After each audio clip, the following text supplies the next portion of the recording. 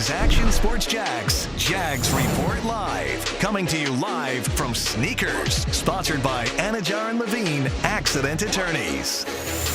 Like, I came into the league not liking Tennessee. I hate them, but like I really hate them.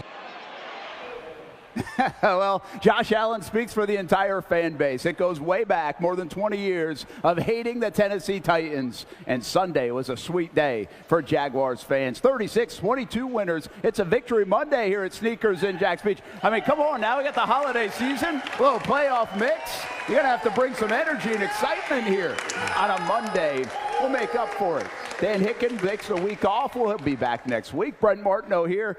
And, of course, Stuart Weber from our Action Sports Jax team. And welcome in Chris Manhertz, tight end for the Jacksonville Jaguars, coming by for the first time. Good to have you, man. Thanks for having me.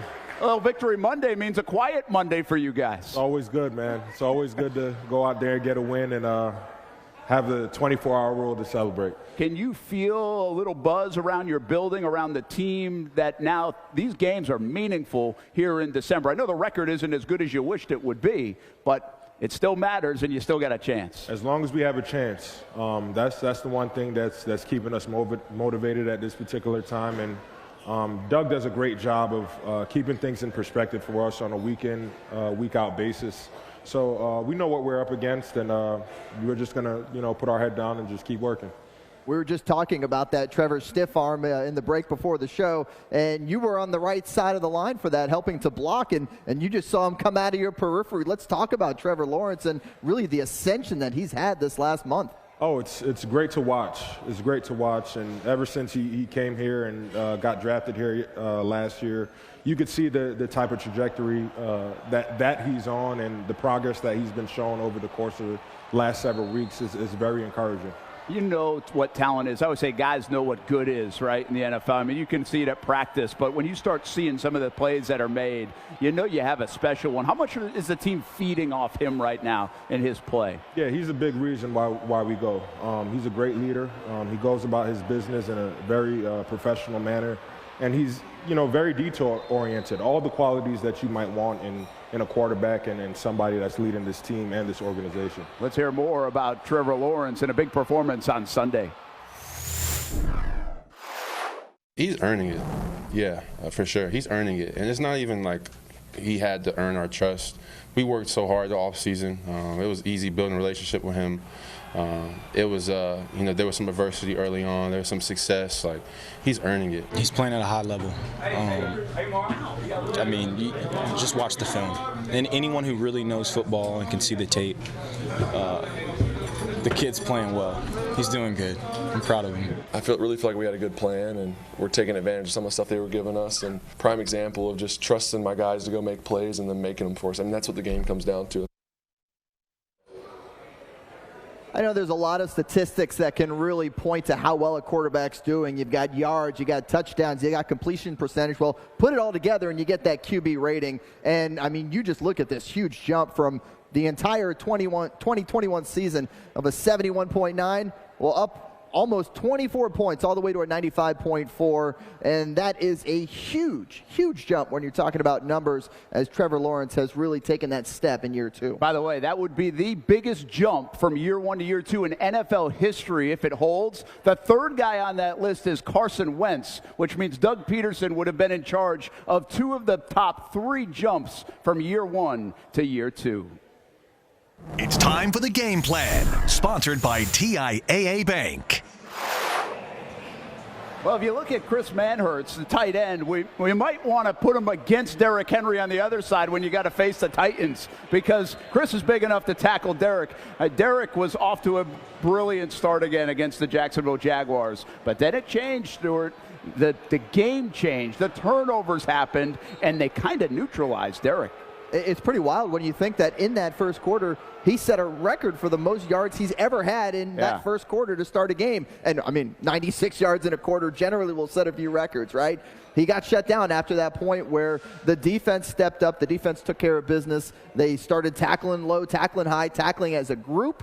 And sure enough, knocked the ball loose a couple times, and it was a team effort. It's not one of those one-guy things, but you talk about Foley, Fatukasi, Roy Robertson, Harris, all these guys that are unheralded. You don't say their names a lot. Well, these are the kind of games you bring them in for. Yeah, speaking of unheralded, Chris, you play a position and your role on the team, it reminds us of Mercedes Lewis, right? One of the great blocking tight ends in the NFL. You only have 5 catches this year, but I know they value what you do each and every play. How do you accept that role in the NFL of just making sure you're blocking? You can appreciate the run game. Absolutely. It's something that I take pride in quite a bit, and I know that, to be a successful team in the NFL, you have to run the ball effectively, let's be honest. So being a part of that and knowing my role and embracing that and just trying to be perfect in what I do, I know that it'll just pay dividends in me doing my role and helping this team win. We're going to talk more about Chris's story, which includes, I'll tease it here, never played a down of football until the NFL. So more on that story. We still got a chance? I've never played it down before. You do, I don't. Oh, okay, all right. Let's jump in there. I referenced this at the top of the show. There was a video that you guys watched on Saturday. Doug always gives you a team presentation, right? And he told you the significance of this rivalry against the Titans. How much did that hit home with the players? I think it hit home a lot. To be honest, I wasn't privy to the idea of the history of the Titans and the Jaguars over the course of the last, say, decade or so. But seeing that video, it definitely put a little match under a few guys, and I think it did add quite a bit of motivation to us heading into the game on Sunday. And obviously, if you're going to win the AFC South, it's got to go through Tennessee as of late, and other teams like Indianapolis and Houston got to take care of the division. More reaction from the locker room about that video and the motivation of the weekend. They showed the video, making sure we all got into it and everything. I mean, that's kind of,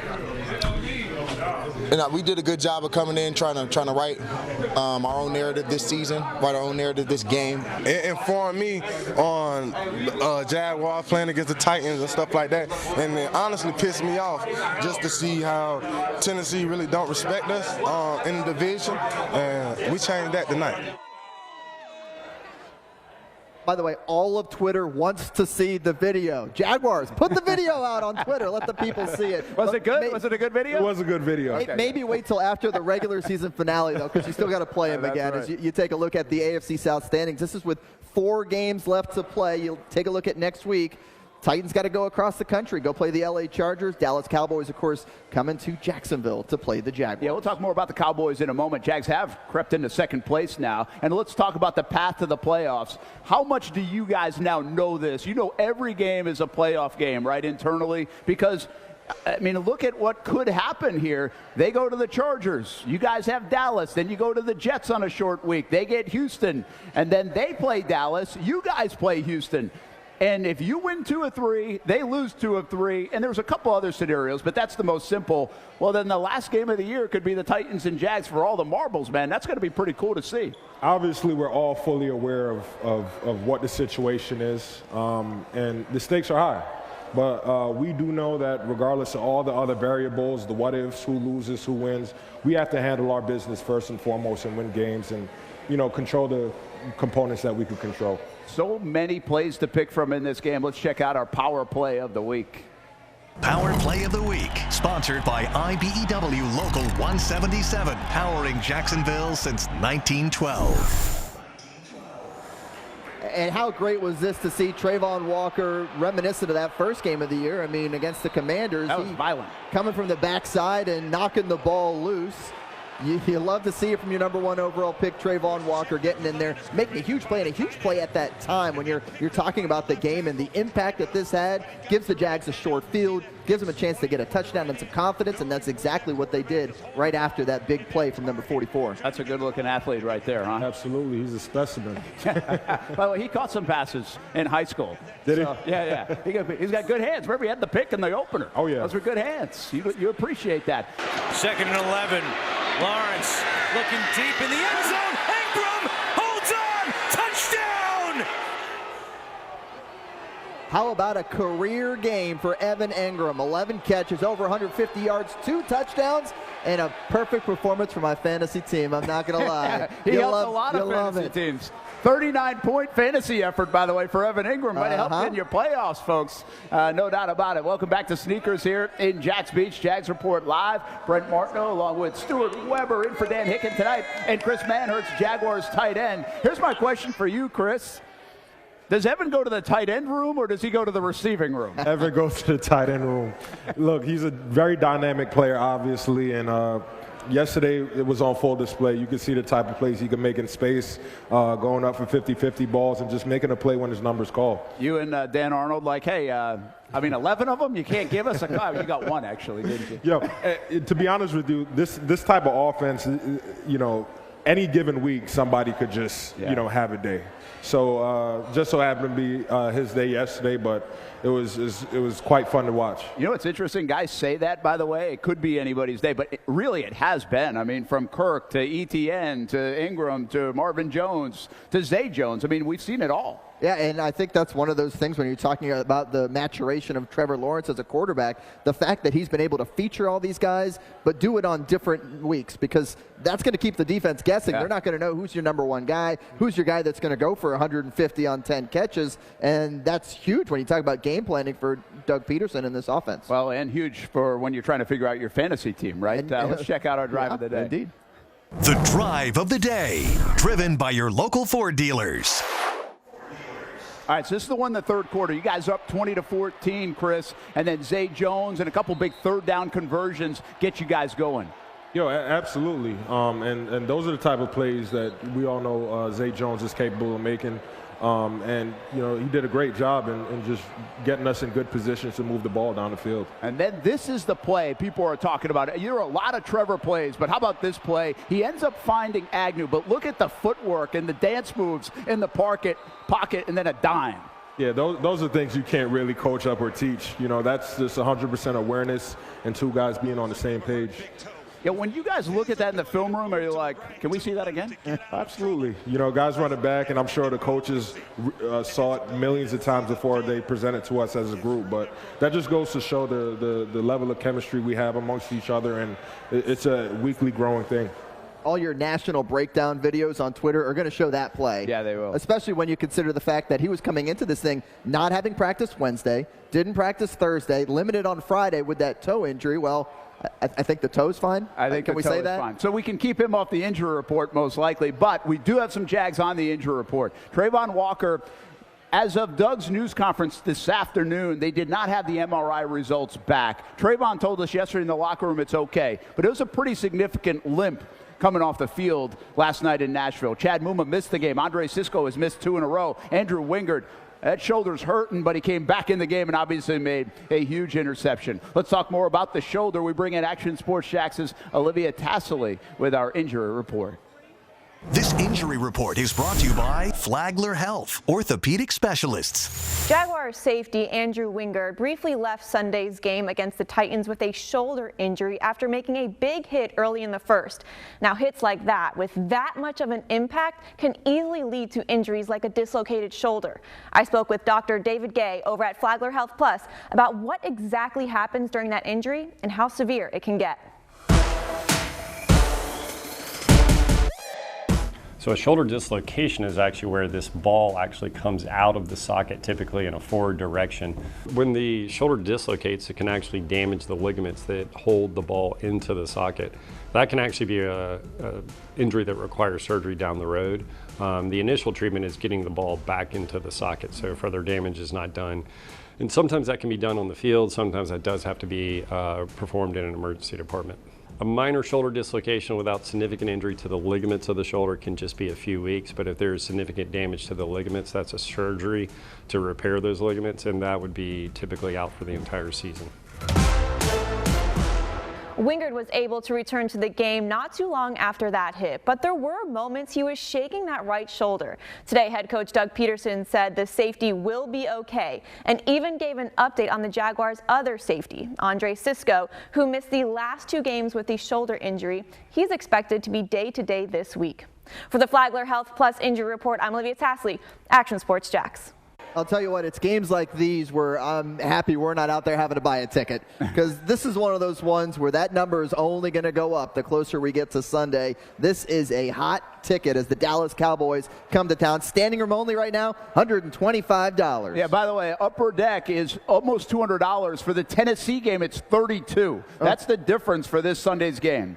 We're back at Sneakers in Jax Beach. And maybe Stuart will buy you guys a couple of tickets for coming out. I mean, maybe that's the way it is. If you don't have them, trust me, Stuart won't buy you anything. Trust me, he's been here a while. Brent Martineau, Stuart Weber, Chris Manhertz, Jaguars tight end with us. Hey, the Cowboys are good. You know that. And by the everybody's good. Like, and I know you don't. It's not like college, right, where you can look and you're like, we can take care of these guys even if we don't play well. But these guys get your attention, don't they? Absolutely, and we know we know that we have a lot of work cut out for us this week. But Wednesday when we get that game plan, detail our work, put in a good hard week of practice, we'll be ready for it.